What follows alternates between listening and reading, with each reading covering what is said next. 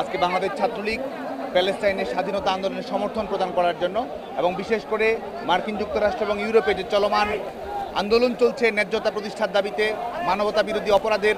বিরুদ্ধে বিশ্ববিদ্যালয়গুলোর শিক্ষার্থীরা যেভাবে জেগে উঠেছে, যে কলম্বিয়ান ঢেউ গোটা বিশ্বের তারুণ্যকে আজকে প্রভাবিত করছে, আমরা সেই জায়গা থেকে সেই মার্কিন ছাত্র আন্দোলনকে সংহতি প্রকাশ করার জন্য আমরা আজকে বাংলাদেশের ছাত্র সমাজের পক্ষ থেকে এই কর্মসূচি ঘোষণা করেছি। পদযাত্রা শেষে আমরা সংহতি সমাবেশ করব। আমাদের সংহতি সমাবেশে প্যালেস্টাইনের বিভিন্ন শিক্ষার্থী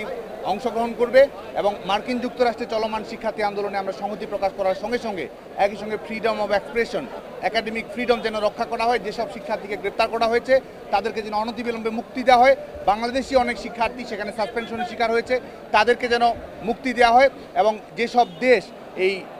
ফিলিস্তিনের উপরে আগ্রাসন পরিচালনা করার ক্ষেত্রে, মানবতা বিরোধী অপরাধ পরিচালনা করার ক্ষেত্রে অস্ত্র এবং অর্থ দিয়ে সহায়তা করে, তারা যেন তাদের এই দমন নীতি থেকে সরে আসে, বাংলাদেশের তারুণ্যের পক্ষ থেকে আমরা সেই আহ্বান রাখছি।